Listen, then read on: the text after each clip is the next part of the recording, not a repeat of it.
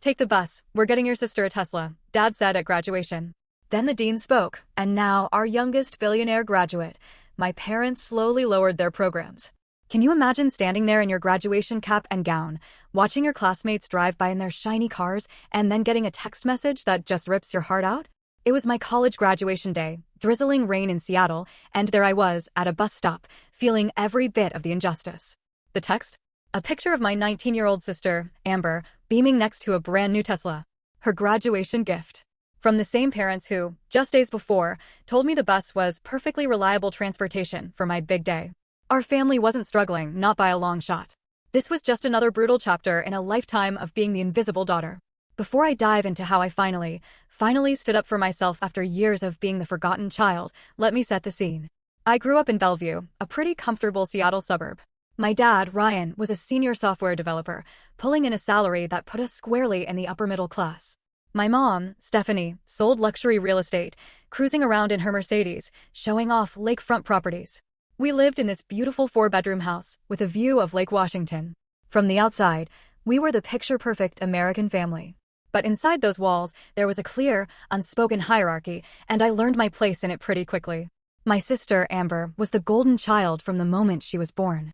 She was 3 years younger than me, but somehow, she just commanded every room she walked into in a way I never could. She had my mother's natural charisma, her social grace, my father's quick wit, and this magnetic confidence that I both envied and, honestly, admired. Me? I was the responsible one. Quiet. And, according to my mother, too sensitive. The pattern started so early. I remember being 7, Amber was 4, and my parents filmed every single second of her preschool dance recital. 2 weeks later, they completely missed my school science fair, where I won first place, because Amber had a cold. Mom just brushed it off. "Oh, it's not a big deal, honey. There'll be other science fairs." When I showed them my blue ribbon later that night, they barely glanced at it, too busy helping Amber build a pillow fort in the living room. "That's nice, honey," my mother said, turning right back to Amber. "Look how creative your sister is with those cushions." By middle school, the differences became even more pronounced. Amber's bedroom was redecorated 3 times to match her evolving interests. My furniture?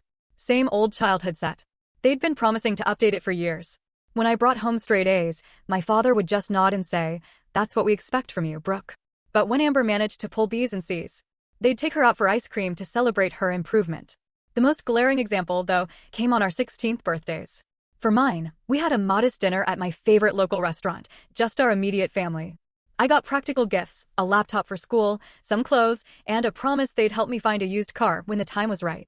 For Amber's 16th, they rented an entire venue, hired a DJ, and invited 60 of her closest friends. She received designer clothes, jewelry, and the crowning gift, a brand new Honda Civic with a giant red bow on top. When I dared to point out the difference, my mother just said, "Amber is more social, honey. She needs these things to build confidence. You've always been so independent." 2 months after Amber got her new Honda, they finally helped me buy my first car, a 10-year-old Toyota with mysterious engine noises and a passenger door that wouldn't open from the inside. "It has character," my father said, slapping the hood. "And it'll teach you about car maintenance." Throughout high school, the pattern just kept going. My parents attended every single one of Amber's volleyball games, but they only made it to 2 of my debate team competitions, even though my team made it to state finals. When I was accepted to the University of Washington with a partial academic scholarship, my parents seemed more interested in Amber's upcoming prom than my college plans. "Of course you got in," my mother said when I showed her my acceptance letter. "You've always been smart. Now, do you think Amber should go with the blue dress or the silver for prom?" She didn't even wait for an answer. The silver really brings out her eyes. The only person who truly saw me was my grandmother, Hannah. My mother's mother was a retired English professor, and she valued education and hard work above all else. When my parents missed my high school graduation speech as valedictorian because Amber had a volleyball tournament in Portland, Grandma Hannah was there, front and center, beaming with pride. "They don't see what I see," she told me afterward, squeezing my hand. "But someday you'll build a life where your worth is recognized, Brooke. And it will be beautiful." I clung to those words throughout college. While Amber followed in my footsteps to the University of Washington a few years later, despite having lower grades and test scores, our college experiences couldn't have been more different. I worked 20 hours a week at the campus library to supplement my scholarship, maintained a 3.9 GPA, and lived frugally in a shared apartment with 3 other students. Amber? She lived in the expensive dorms freshman year, then moved to a luxury apartment complex popular with sorority girls. She joined a sorority, changed her major 3 times, and maintained what she called a solid C average. My parents paid her full tuition, her rent, and gave her a generous monthly allowance. Meanwhile, I stretched every dollar and picked up extra shifts during holidays just to make ends meet. Through all this, I told myself that someday they would see my accomplishments. Someday they would be proud of me the way they were proud of Amber. As my college graduation approached after 4 years of hard work, I thought, maybe, just maybe, this would be that moment. I had secured a job interview at a prestigious marketing firm in Portland. I was graduating with honors. Surely now they would see me. I was wrong. But I didn't know just how wrong until the day I found out about Amber's Tesla. My final semester of college was a marathon of all-nighters, coffee-fueled study sessions, and balancing work with internship applications. While my classmates were enjoying senior bar crawls and spring break trips, I was pulling double shifts at the library and finalizing my capstone project. Despite the exhaustion, I maintained my 3.9 GPA and even secured a promising job interview at Horizon Marketing in Portland. All while my ancient Toyota made increasingly concerning noises whenever I drove over 40 miles per hour. 3 weeks before graduation, I called my parents to discuss logistics for the big day. I'd been dropping hints for months that my car probably wouldn't make it to graduation, especially since the ceremony was at the main campus, a good 30 minutes from my apartment. So, about graduation day, I said, twisting the phone cord around my finger as I paced my tiny bedroom. I'm a bit worried about transportation. The Toyota is making that knocking sound again, and the mechanic says it might be the transmission. My father replied, clearly distracted. I could hear him typing on his keyboard in the background. Can't one of your roommates drive you? They're all participating in the ceremony, too, Dad. We all need to be there early for lineup. Well, we'll figure something out, my mother chimed in from the extension. By the way, did we tell you Amber made Dean's List this semester? Her advisor says if she keeps this up, she might graduate a semester early. I bit my lip, knowing that Amber's Dean's List at the School of Communications required only a 3.2 GPA, nowhere near my consistent 3.9. Still, I congratulated them and tried once more to address my transportation concerns. I was thinking maybe, oh honey, can we talk about this later? My mother interrupted. Your father and I are heading out to look at something special for Amber. We'll call you tomorrow. They hung up before I could respond. 2 days later, I stopped by my parents' house to pick up some winter clothes I'd stored in their basement. They weren't expecting me. As I let myself in with my key, I overheard them talking excitedly in the kitchen. Amber's going to flip when she sees it, my father was saying. The white interior is perfect. I know, my mother replied. And the salesman said we can have it ready by next weekend. Just in time for Brooke's graduation.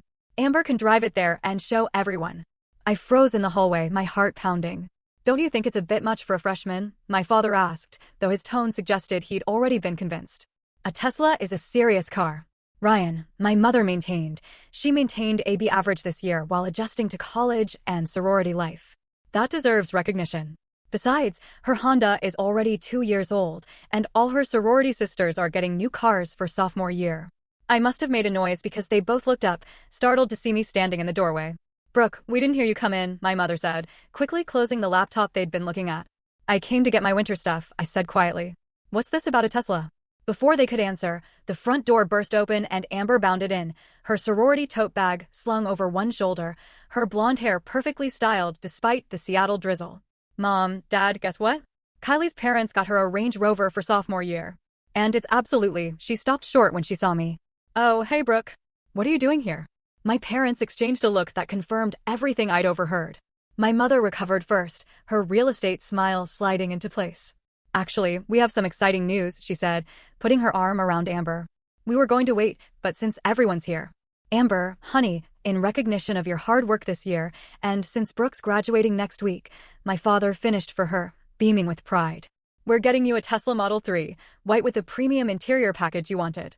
Amber screamed and jumped up and down while I stood there, invisible once again. Not only were they buying her a Tesla as a reward for mediocre freshman grades, but they were somehow framing it as connected to my graduation, an event that should have been about celebrating my achievements. Oh my God, are you serious? A Tesla? Taylor's going to die. Amber threw her arms around our parents, then turned to me with a smirk. See, Brooke, some of us get cars that actually work. I opened my mouth to say something, anything, but was cut off by my mother. We're going to pick it up next Friday, and then we can all drive to Brooke's graduation in style on Saturday. I felt like I'd been punched in the stomach. Not only was my graduation being overshadowed, but they hadn't even considered how I would get to my own ceremony. I was just expected to ride along in Amber's new Tesla like an afterthought. I mumbled something about needing to get my clothes and fled to the basement, tears burning my eyes. As I stuffed sweaters into a duffel bag, I could hear them upstairs, excitedly discussing features and color options. That night, back in my apartment, I broke down while telling my roommate Jessica what had happened. Your parents are buying your teenage sister a Tesla while you can barely afford oil changes for your death trap? Jessica was furious on my behalf. And they didn't even think about how you're getting to graduation? That's beyond messed up, Brooke. Maybe I'm overreacting, I said, wiping my eyes. They've always been this way. That doesn't make it right, Jessica insisted. You need to stand up for yourself. Tell them how you feel. What's the point? They don't hear me. They never have. Then make them hear you, Jessica said firmly. You're graduating with honors. You've worked your ass off while Amber's been partying in a sorority house on their dime. If they can't see your worth, you need to show it to them. I nodded. But as graduation day approached, my anxiety only grew. Would I finally find the courage to speak up, or would I stay silent as I had for 22 years? The Friday before graduation dawned bright and clear, a rare gift in Seattle's typically gray spring. I woke up early to take my final exam in marketing analytics, the last hurdle before officially completing my degree. Despite the knot in my stomach that had been there since discovering Amber's Tesla surprise, I managed to focus long enough to ace the exam. Finished with flying colors, I see, Professor Wilson said as I handed in my test. Not that I'd expect anything less from you, Brooke. You've been one of my most dedicated students. I smiled, grateful for the recognition. Thank you. Your class has been invaluable. After the exam, I headed to my final shift at the campus library, where I'd worked throughout college. My supervisor, Thomas, had arranged a small goodbye gathering with the staff, complete with a card signed by everyone and a modest cake. We're really going to miss you around here, Thomas said, handing me a gift bag that contained a beautiful leather-bound journal. For years, without a single late arrival or missed shift, you've set the bar impossibly high for your replacement. I blinked back tears, touched by the gesture. Thank you all so much. This job has been a lifeline for me. After saying my goodbyes, I checked my phone to find 3 missed calls from my mother. I called her back as I walked to my apartment. Brooke, finally, she answered on the first ring. We're at the Tesla dealership picking up Amber's car. It's absolutely stunning. White exterior with white vegan leather interior. Premium everything. That's great, I managed, swallowing the lump in my throat. About tomorrow, yes, that's why I'm calling, she interrupted. The ceremony starts at 1 p.m., right? We'll need to leave early to find parking. Your father thinks we should get there by 11:30 to get good seats. Mom, I said firmly. I need to be there by 10 a.m. for graduate lineup. I've been trying to talk to you about transportation all week. Oh. She paused, as if this thought hadn't occurred to her. Well, we'll be busy getting Amber's car ready for its first big drive. Can you just take the bus? There's a direct route from your apartment to campus, isn't there? I stopped walking, stunned by her casual suggestion. You want me to take the bus to my college graduation in my cap and gown? It's just practical, honey. Everyone else will be with us in Amber's new Tesla, and there won't be room if we need to take your grandmother, too. The bus is perfectly reliable transportation. The world seemed to tilt around me. Everyone else, as if I wasn't part of the family. As if I were some distant acquaintance who needed to find my own way to the event. You're suggesting I ride the bus to my graduation while my younger sister drives her brand new Tesla that you bought her for no particular milestone to my graduation ceremony? I couldn't keep the hurt and anger out of my voice. Don't be dramatic, Brooke, my mother sighed. You've always been so independent. I thought you'd appreciate handling it yourself instead of relying on us to chauffeur you around. In the background, I could hear Amber and my father laughing about something, completely oblivious to our conversation. I have to go, I said, my voice thick with unshed tears. Amber's special day is waiting. It's the practical solution, my mother repeated, either missing or ignoring my sarcasm. We'll see you at the ceremony tomorrow. Don't forget to wear that nice dress under your gown. I hung up and stood frozen on the sidewalk, people streaming past me on their way to Friday evening activities. A mixture of emotions washed over me, shock, hurt, anger, and finally, a strange sense of clarity. This was who my parents were. This had always been who they were.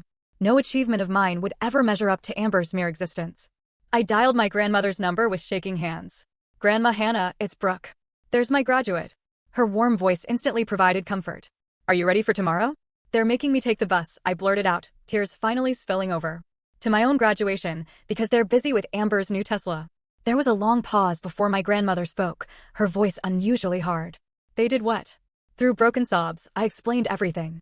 The Tesla, the transportation issue, years of being overlooked and undervalued.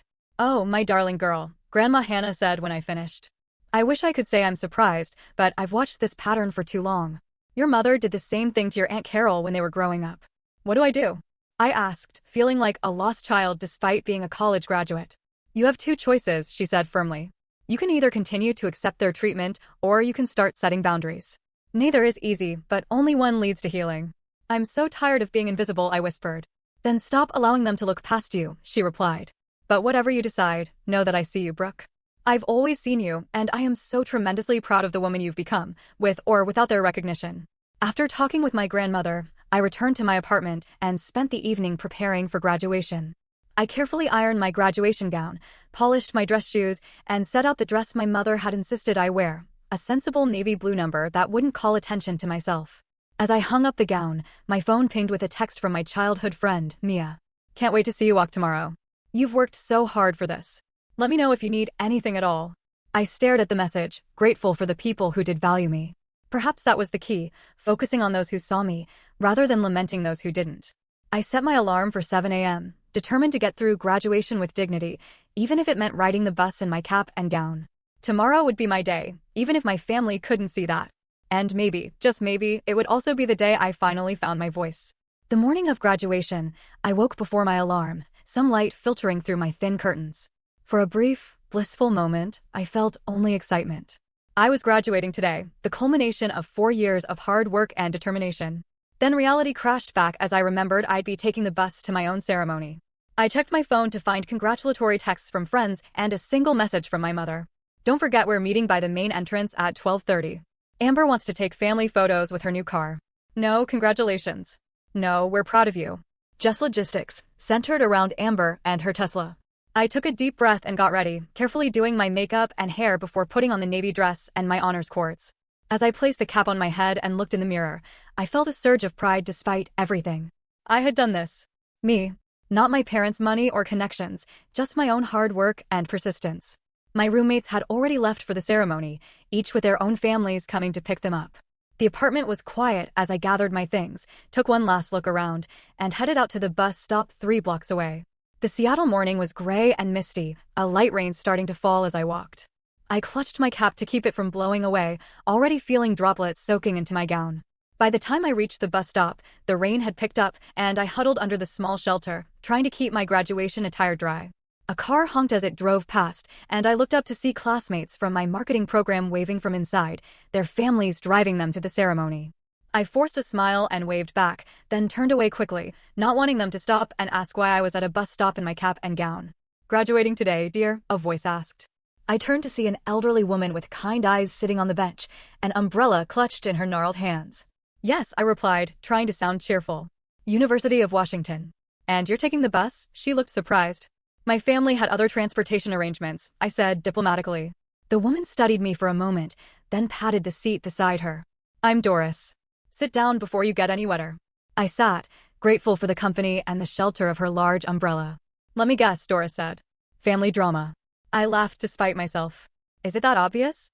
"Only to someone who's been there," she replied. "I graduated from nursing school in 1962. My parents didn't come because they were attending my brother's baseball game. I took 2 buses in my white uniform and cap." "How did you handle it?" I asked, suddenly eager for her wisdom. "Not well at first," Doris admitted. "I was angry for years, but eventually I realized that their failure to see my worth didn't diminish it. It just showed their limitations, not mine." Before I could respond, the bus arrived, its brakes squealing as it pulled up to the curb. Doris insisted I board first, and the driver smiled as he saw my graduation attire. "Congratulations," he called out, refusing my fare. "It's on me today. Consider it a graduation gift."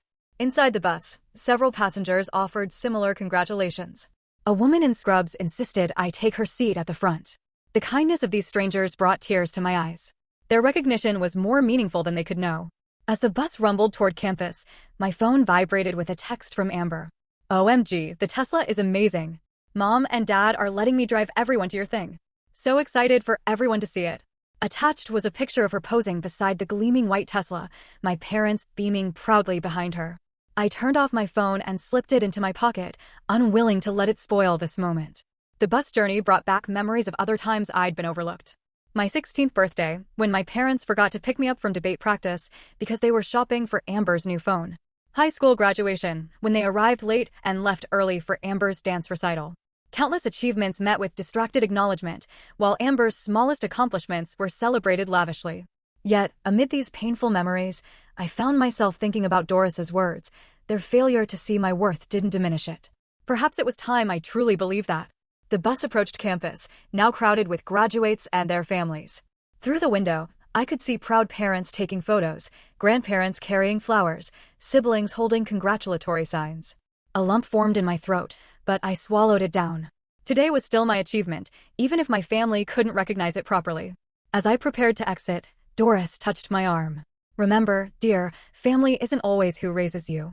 Sometimes it's who sees you. Find those people and keep them close. I thanked her, oddly moved by this brief encounter with a stranger who somehow understood exactly what I needed to hear. Stepping off the bus, I spotted Jessica waiting by the campus entrance, scanning the crowd. "Brooke," she called, rushing over. "I was worried you wouldn't make it. Did you really take the bus in your gown?" "Family tradition," I said wryly, straightening my slightly damp cap. Jessica's expression darkened.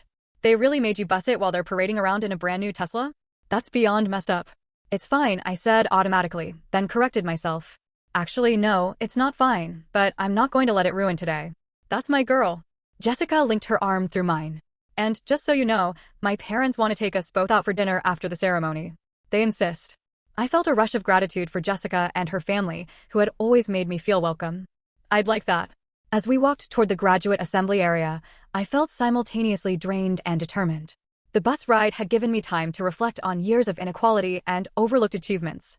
But it had also shown me the kindness of strangers and reminded me that I wasn't alone, even if my own family couldn't see me clearly. "Ready to graduate?" Jessica asked as we approached the sea of black gowns and caps. "More than ready," I replied, squaring my shoulders. "It's time." The graduate assembly area buzzed with excitement as hundreds of soon-to-be alumni adjusted their caps, straightened their honors cords, and took selfies with friends.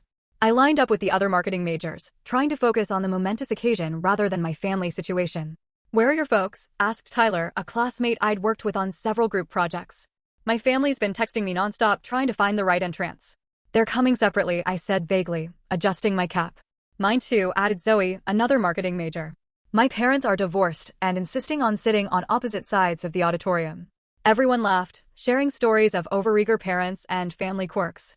I smiled along, but remained quiet, not wanting to explain that my family was late because they were showing off my sister's new Tesla, a gift they'd given her instead of helping me get to my own graduation. Through the windows of the assembly hall, I could see families streaming toward the main auditorium. My phone buzzed with a text from my mother. "Where should we park the Tesla? Is there special graduation parking?" I didn't bother responding. Let them figure it out themselves for once. As we lined up alphabetically for the procession, I caught sight of my family finally arriving, 20 minutes late, making a scene as they entered. Amber led the way in a tight white dress that matched her new car, my parents following behind her like attendants rather than the other way around. Several heads turned to watch their entrance. Exactly the kind of attention Amber thrived on. The ceremony began with pomp and circumstance playing as we marched into the auditorium. Despite everything, I felt a swell of emotion as I entered. The culmination of years of hard work embodied in this moment. The university president welcomed everyone, then introduced the commencement speaker, Dr. Eliza Chin, a renowned marketing executive and UW alumni. Dr. Chin approached the podium with confidence, surveying the graduates with a warm smile. "Today, I want to talk about something they don't teach in business classes," she began. "Your intrinsic value." I straightened in my seat, suddenly alert. Society often measures worth through external validation, the car you drive, the house you live in, the attention you receive. But true value comes from within. It's built through perseverance, integrity, and self-belief, especially when no one else is watching. Her words seemed to pierce directly through me, as if she were speaking to my exact situation. Some of you have had every advantage: financial support, family connections, endless encouragement. Others have fought for every inch of progress, often unseen and uncelebrated it. To those students especially, I say this: the fact that others failed to recognize your light doesn't make it shine any less brightly. In fact, the struggle to be seen often creates the most resilient, compassionate leaders. Tears welled in my eyes as Dr. Chin continued, her message resonating with everything I'd been feeling. Your worth is not determined by others' ability to see it. Remember that as you move forward into a world that will continue to overlook quiet excellence in favor of flashy mediocrity. The rest of her speech blurred as I processed her words. Had I been allowing my parents' perception to define my worth all these years? The revelation felt simultaneously painful and liberating. When it came time for graduates to cross the stage, I took a deep breath and prepared myself. Row by row, we stood and filed toward the stage. As my row was called, I scanned the audience, spotting my family in the middle section. My mother was on her phone, my father was checking his watch, and Amber was taking selfies. None of them were watching the stage. Brooke Mitchell, Bachelor of Science in Marketing, summa cum laude, the dean announced as I stepped onto the stage. I expected to cross in silence like many others before me. Instead, I heard a thunderous cheer from the back of the auditorium. Startled, I looked up to see my grandmother Hannah standing, despite her arthritis, applauding wildly. Beside her were Jessica's parents and several of my library coworkers, including Thomas. They held up a banner. "Congratulations, Brooke. We see you." Emotion overwhelmed me as I accepted my diploma, tears flowing freely now.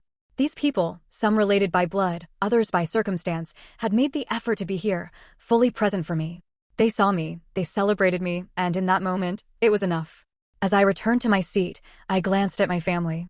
My parents looked confused and embarrassed by the unexpected cheering section. Amber appeared annoyed that attention had been diverted from her. For once, I didn't care about their reactions. After the ceremony, graduates flooded into the courtyard to meet their families.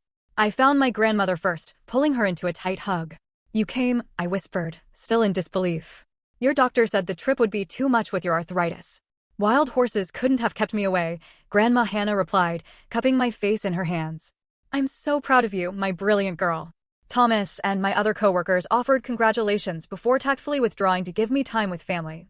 Jessica's parents insisted on taking photos of me with my diploma, treating the moment with the reverence it deserved.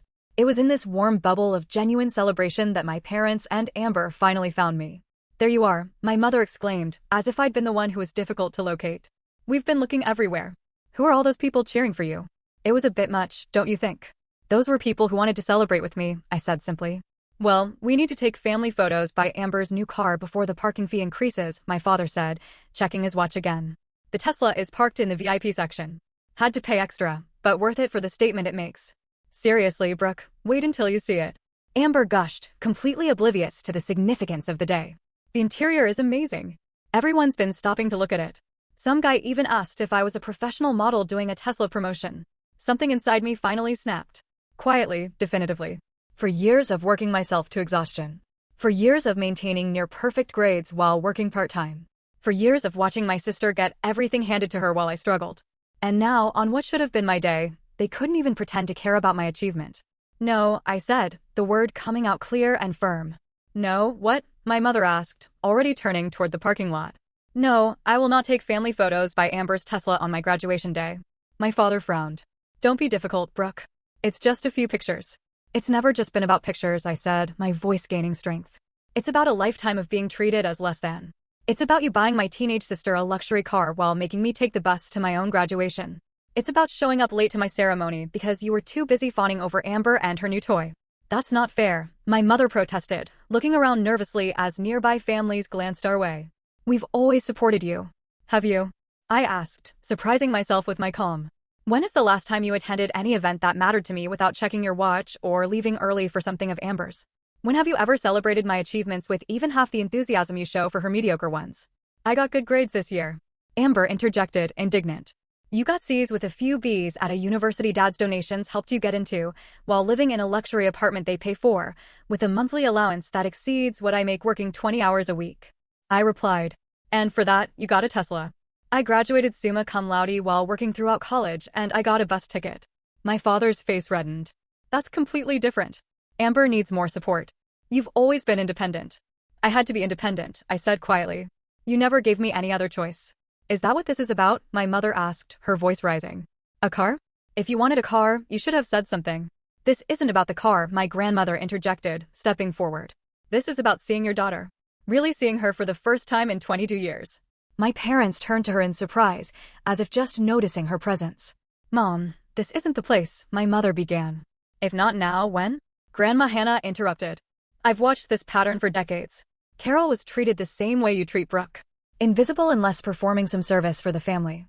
And now you're continuing the cycle with your own daughters." My mother paled at the mention of her sister, my Aunt Carol, who had limited contact with the family.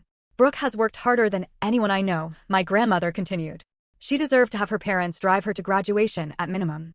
She deserved celebration, recognition, and respect, not to be an afterthought to Amber's new car." A small crowd had gathered, watching the drama unfold. I felt a hand slip into mine and turned to see Jessica standing beside me in silent support. "I need to go," I said, suddenly exhausted by the confrontation. My friend's family has invited me to a graduation dinner.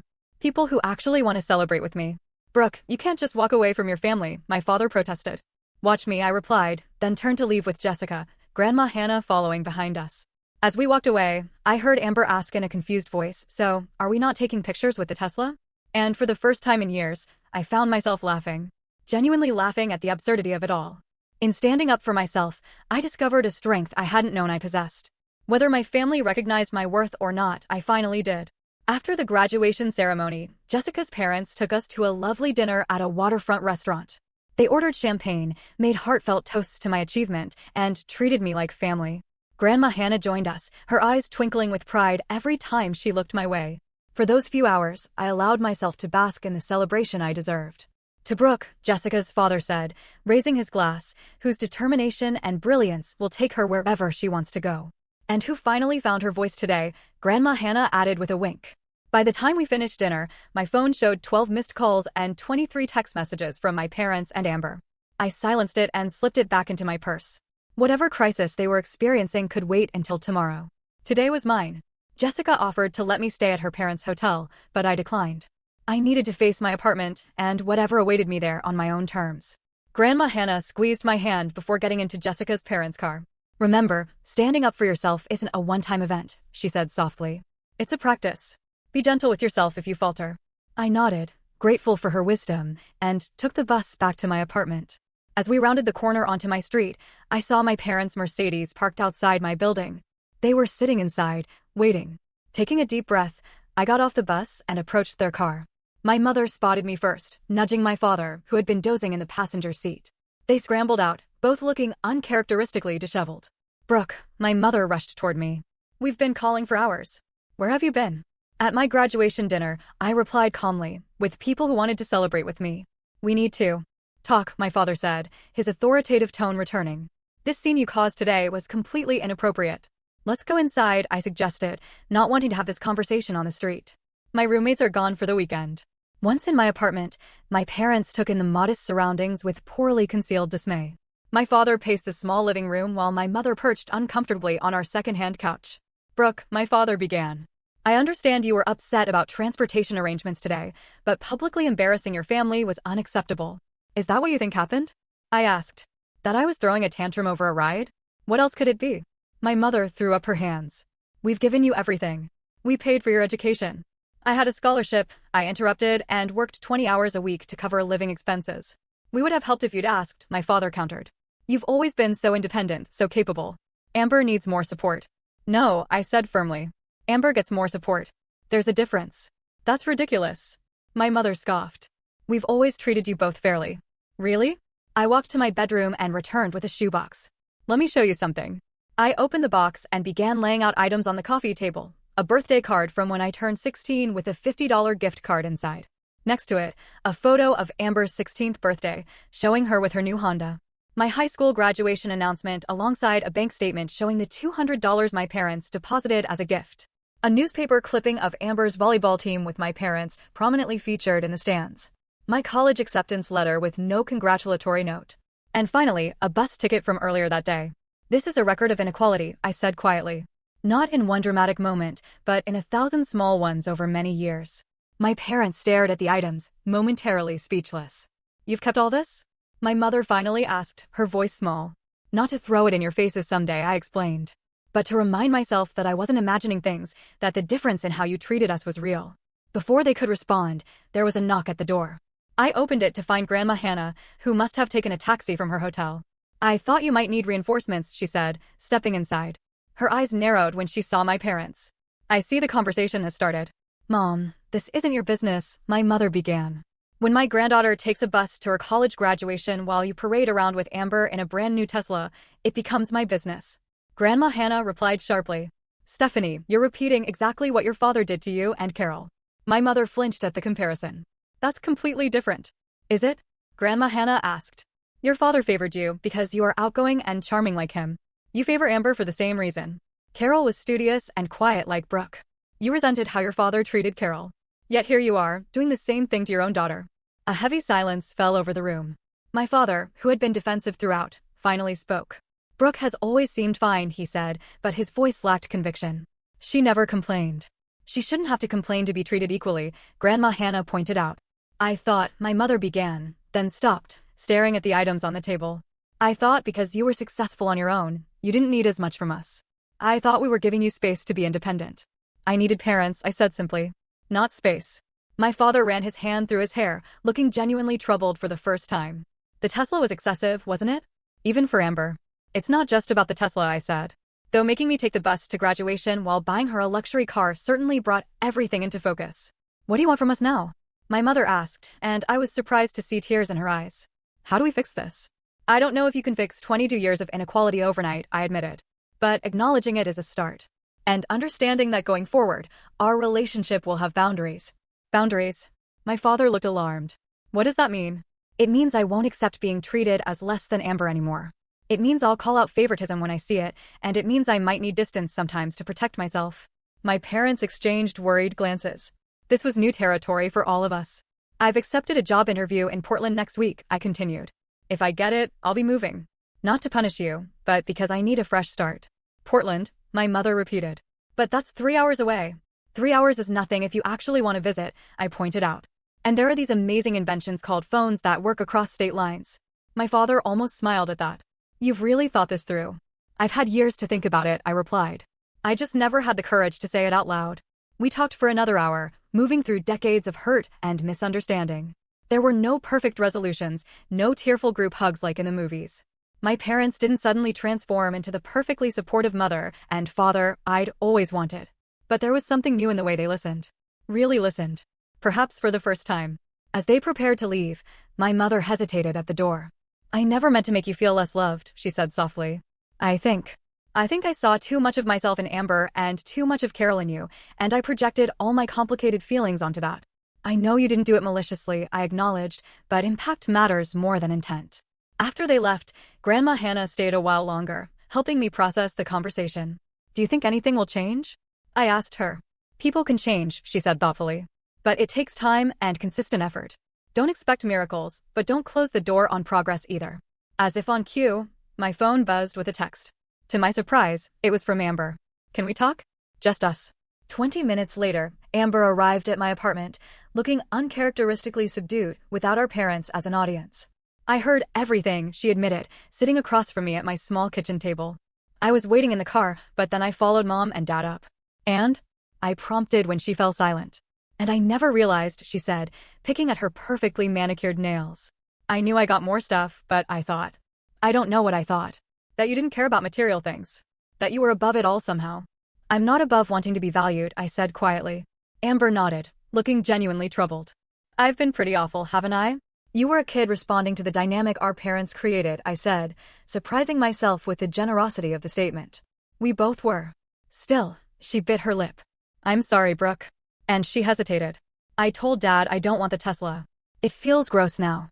I raised an eyebrow, genuinely shocked. Really? Don't look so surprised, she said with a hint of her usual attitude. I can occasionally do the right thing. We talked for another hour, awkwardly at first, then with increasing honesty. It wasn't a perfect reconciliation. Too much water under that bridge. But it felt like the beginning of a different kind of relationship, one based on who we actually were, not the roles we'd been assigned in our family drama. As Amber was leaving, she turned back with unexpected vulnerability in her eyes. Hey, if you get that job in Portland, maybe I could visit sometime, see what your life is like there. I'd like that, I said, and meant it. Later that night, as I sat alone in my quiet apartment, my phone rang. It was Thomas from the library. Sorry to call so late, he said. But I just heard from my friend at Horizon Marketing in Portland. They want to interview you next week. And Brooke, they're really excited about your application. I smiled, feeling a sense of possibility opening before me. So am I, Thomas. So am I. 1 month after graduation, I stood in my nearly empty apartment, surrounded by boxes. The Portland job offer had come through, a junior marketing position at Horizon with potential for growth. The salary wasn't extraordinary, but it was enough for a modest studio apartment and a fresh start. More importantly, it was something I had earned entirely on my own merit. Jessica sat cross-legged on the floor, helping me sort through the last of my belongings. I still can't believe you're really leaving, she said, carefully wrapping a framed photo of us from freshman year. I can hardly believe it myself, I admitted, but it feels right.